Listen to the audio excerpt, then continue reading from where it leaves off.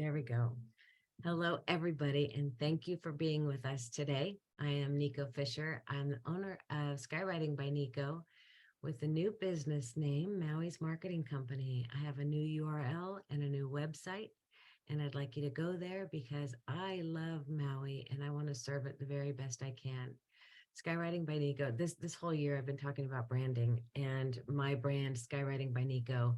When I made it in 2006, I really didn't think about branding at that point in time. I was basically making flyers and doing marketing for builders and realtors and things of that sort. So I just kind of created a name. So 10 years forward, I go to Maui. I start living on Maui, and the business that I had in mind, I was going to use it, but Maui wasn't quite ready for me. So I had to bring up this brand, Skywriting by Nico, and I use it at that because I had to do things quick. So doing so, when I'm networking or it just happened just the other day, we were at an MBB meeting and somebody got really excited that I was a skywriter. And I always have to giggle because I made the biggest mistake. I made my brand not mean what it is. So branding is really super important. And let's go. I guess I've been in business for 14 years now, and I finally tried to make myself make sense. So I am Skywriting by Nico, but it's Maui's marketing company. So anyway, I'll get started on my program. I want to thank you for being here. And I love branding. I've been talking about it all year, and I'm going to continue talking about different aspects of it because there's so much detail into branding that we all need to understand. So welcome to the show today.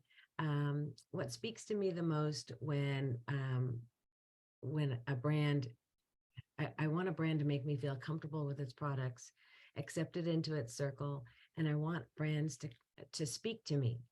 That is the way that I make my decisions, whether or not I feel comfortable with that brand, whether it's speaking my language or that I could relate to it. So today I just wanted to talk about how we are going to make that happen. Let me do this real quick. So let's check this out and see how it's accomplished. Some of you know who I am, but just to give you an overview in case you're watching this later, I'm Nico Fisher, and I own a company called Skywriting by Nico, and I'm a project management specialist, and I absolutely love my job. I am a co-organizer for Maui Business Brainstormers. I'm a SCORE mentor for the Hawaii chapter, a co-founder of Maui Social Media School, and Maui Native Hawaiian Chamber of Commerce board member. And I'm really proud of all of that because all of them mean something to me. Anyway, talking about branding, what is brand personality and why should you care? We all understand what personality is in everyday context. It refers to combinations of distinct characteristics and qualities that make people recognizable, hopeful, and attractive to others. And that same definition remains the same when you're talking about branding. We want people to see your brand, connect with it. We want your brand to be memorable, have a hopeful message, and attractive to others. That's basically where we want to be, because when people get used to who we are and how we speak, they get much more comfortable about signing in for a newsletter or taking you up on a discount, this week's special. They feel much more comfortable about it. So you really just wanting to make action happen. Just as every person has a personality, so does the brand. Just as an individual, personality affects how others view or interact with them. Your brand's personality impacts how people view you and interact with your business. And I have a few businesses over here on the side, just so you can take a look at what we mean by this. So these brands have personalities, and the top line is sincerity. Disney, Hallmark, Amazon, and Cadbury. Those two, Amazon and Cadbury, could fit into a couple of different lines here. Excitement is Tesla, Red Bull, Coca-Cola, and Just Do It. Competence is Volvo, Google, Intel, and Microsoft. And you guys can probably think of a million more that fit into the categories, right? Sophistication, Tiffany Company, Rolex, Gucci, Apple, and Recognize. I love this one because this one speaks true all the way. Harley Davidson, Timberland, Jeep, and Marlboro. So some of these are similar to the Maslow's hierarchy of needs, but looking at it on, across the board, it gives you an idea that all of these people have all of these companies have personalities, and they're also have been existing for many years, so they've perfected it over the years as well. So you don't want to leave the development of your brand's personality to chance. You want the benefit of having a brand. You can go after them. So you have to go after it strategically. And how can it help you if you do this? So you can retain more loyal customers and turn them into brand advocates. You can bring in a steady stream of new customers because you're speaking their language. They want to click, they want to be a part of what you're doing. And you can build credibility and authority within your industry. And I think that's probably the most important thing, just as a business owner, is to be credible and know what you're talking about. I remember when I first started real estate, and I was so nervous because I was like, I've never sold a house before, and here I'm holding an open house, and I hope I am confident enough to do it. It's funny is when I dealt with first time home buyers, and that was a perfect fit because I knew more than they did. So my audience grew as I grew. And that's something you can do with your brand now. If you're brand new and you're not quite sure where you want to go, trial and error is okay, but you want to make sure that you're hitting the note as best as possible. And I'll talk about more traits, personal traits that you can intertwine with your brand personality. And forgive me if you can hear the lawnmower in the back. There is a landscaper who's working on the property next door. So forgive me. Anyway, the 4 ways to develop your brand personality. Consider these 4 steps. And if you can have these 4 pieces in your lexicon of marketing or descriptions, things of that sort, this is how you are going to relate to people. You got to choose your core values and highlight your priorities and specialties and your emotional appeal. If these are the foundation of your brand identity, the rest will fall into place. The reason why is we might have the same core values as you do. We might have the same priorities as you do. All of this means something. We're so emotional at making our decisions that these pieces are really important. So I would jot down on a paper, no matter if you're brand new or if you've been in business for 20 years, I would jot down on a piece of paper what my core values are and take a look at that and see how that relates to your branding. And you're going to see a difference. And if you need to freshen it up, freshen it up. That's, we grow and mend as time goes on. So another way of getting some assistance, outside perspectives can be extremely helpful when trying to gain clarity on what your brand personality should be. Who better to shed light on who you are and what you're all about than the people who know you best? You can ask a family member or friend, hey, what do you think my traits are? And they might say you're a ray of sunshine in their lives. You always brighten the room whenever you enter, or you're a good listener, or you have great confidence. Again, all of these things we relate to. So take a look at what they say. Just ask 3 people, take a look at what they say, and then compare it to what your branding is right now and see if that resonates. I have to tell you, over the years, my branding has changed a lot, not only in the logos, in the script, in the background, in the colors. I mean, it's changed a lot. And as we grow, we have that ability to change, as all of those other companies that you saw in the previous slide, they all have been in business for years. And when you look at their branding, it changes and moves. And that's what we are. We change and mold all the time. So that's going to be really important. So when you do get the list from your family and friends or whomever it is you're speaking to, make sure that carries over into your business content. I think that's really important. And then that is shaping your brand for sure. I love this stuff, you guys. It's just awesome. So, the third thing is getting to know your audience. So, your brand could be a perfect reflection of what your business is all about, but does it resonate with your audience? How do you find that out? Speak to current and potential customers often, observe them, and do your research to find out how they perceive your brand in comparison to your competitors. And I use Danielle Miller all the time when I talk about a competitor. She's a friend, and our deliveries and I mean, first of all, I'm way older than she is, so my perspective is going to be a little bit different.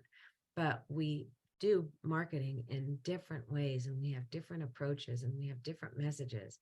And you guys might relate to both of us. You might relate better to her. You might relate better to me. Who knows? But you need to find out what your competitors are doing and what they're not doing. I like to see what they're not doing because that means there's a hole in the market for me to fit in if I want it. So the way to figure this stuff out is to ask questions. Ask your current clientele how they found you. Why do they use your products and services? If they have an opinion about your brand. There are so many more questions that you can ask them, but these help you shape what you want to say and who you want to be. And there's nothing wrong with additions to a logo or additions to your website or your social media or whatever. We are growing, and we are growing entities, especially in business. And as we grow and gain more confidence, so will our logos, our content, and everything else. So the fourth one here, the voice, your personality, your voice can make or break your efforts. So you want to make sure that you're speaking to the people that you want to speak to. One of the things I always say about my brand is that it's very casual. And so I do a lot of funny. I'm very comfortable. Some clients might not resonate with that, but I want the clients that do resonate with that. So I want to be true to myself and true to my brand. And I want to say and speak and be who I want to be, no matter who's in the room. So the voice tone can be funny or serious, sophisticated or casual, old school or always on trend. I think I'm a couple of these. But really, as you can see, and as you've seen me over the years, I am who I am, whether I'm teaching a class, whether you come up and talk to me, or whether you're emailing me. I'm exactly the same person while I am branding myself, while I'm doing business and adding my personal traits into everything that I do. So all of this stuff is so important. And let me illustrate that point just a little bit better, or a little bit just visual sometimes is easier. So if it could be one or several of those traits, depending on the audience and industry. Your brand's voice is a mix between your unique voice and your personality and how you want to show up for your audience. So here we go, the slide, your unique voice and personality, how you want to show up for your audience equals your brand's voice. After all, your voice exists everywhere your brand does. So you want to be recognizable and memorable. I have some examples for you because the best way to look at branding is by looking at the pros. So there are a couple tips there. Pros spend thousands of dollars to get this stuff right. They use colors that mean something to them and their potential client. They have spent the money, they have done the research, they have done the work, and you can garner a lot out of looking at these brands. So over the years, FedEx slogans, they've provided excellent examples of strong, enduring brand messaging. And I remember all these. We live to deliver. Our most important package is yours. And this one for sure, when absolutely, positively has to be there overnight. That's the one I remember the most. And I'm not sure which year that one came out, but see how they've changed or added verbiage to what their brand is. So all three highlight the company's singular focus, getting your packages delivered. All of FedEx's messaging across the website and through their content highlight the same thing. So they have brought this into their website, their social, everything you see, you're going to see parts of this. A dialed in message that appeals to core values, needs, and wants of your audience will always perform better than an unfocused and inconsistent one. So I remember this one when absolutely positively has to be there. That's probably the first one that I totally related to. And I can't tell you what year it came out. It could have come out in the 80s or 90s, but I still remember that one. But I know that it's dependable. I know I can count on them, and their branding has a lot to do with that. Another one to look at is Walmart. Its single core message centers on saving money. It's no surprise that words like discount, rollback, and clearance are a common staple of the company's content. The most valuable brands in the world know that brand consistency can help create lasting customer relationships and increase branding recognition. And, you can think of a million others. I mean, the slide that I had with all of those, Coke and Tesla and all those, they all have incredible branding. They've all spent bucks doing it. So looking at the colors that they use, the font they use, and the messaging that they have can really help you shape yours. Why not look to the pros to get a little bit of help? So when you've established the brand message, your overall marketing becomes more simple and more effective. Whether you are writing a blog, ads, social captions, emails, an elevator pitch, your brand message will point true north. It'll speak to your audience, the one that you want, not everybody. We can't have everybody. Oh, we possibly could, but messaging is really important to be on target. So it'll capture and hold the attention of your audience because of your consistency. This one's awesome. So there are 4 ways to crafting a strong branding message. And one of them, as I said, let your core values lead the way. What's important to you? What motivates you to come to your work every day? And what rules do you and your team live by?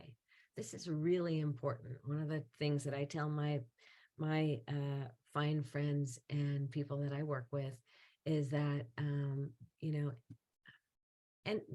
any mistake is, it's okay. I mean, I just had a mistake on my Facebook group, but you know what? We live and we walk through it and we make things happen. We need to be honest. We need to be fair. We need to be fun. We need to be so many things.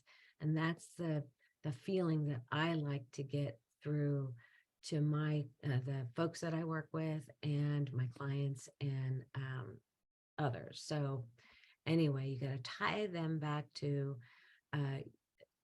tie everything back to them, and you'll attract more of the right people to your business, who will then tell other like-minded people about you. So if you're speaking to the audience that you want, your audience will tell others, hey, this person's really cool. You might want to try this product. I've been using it for a while. And, who do we listen to the most is our friends, right? Telling us what they purchased, why they purchased, and we take note and want to see for ourselves. So anyway, branding is just a huge piece. But one of the ways, one of the companies, of course, that we all know is Nike, right? Just do it. So it matches the workout products because it centers on taking action.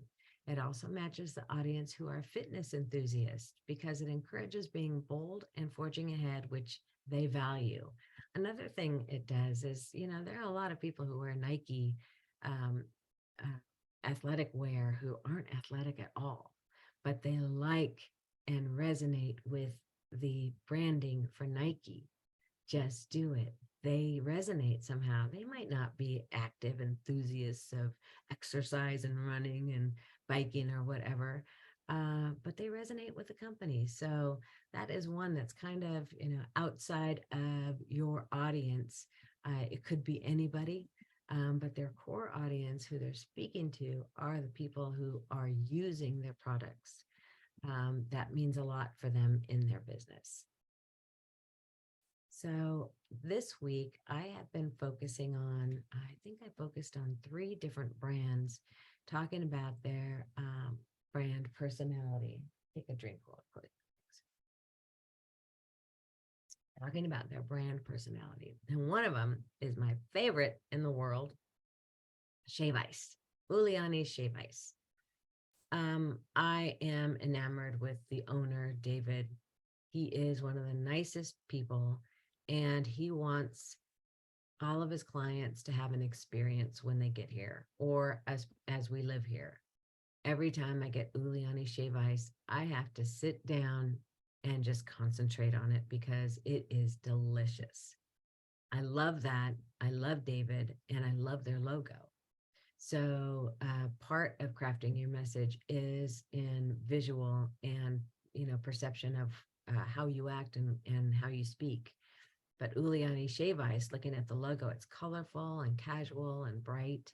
When you get there, the choices are many. You can have just about anything put together, and it's always delicious.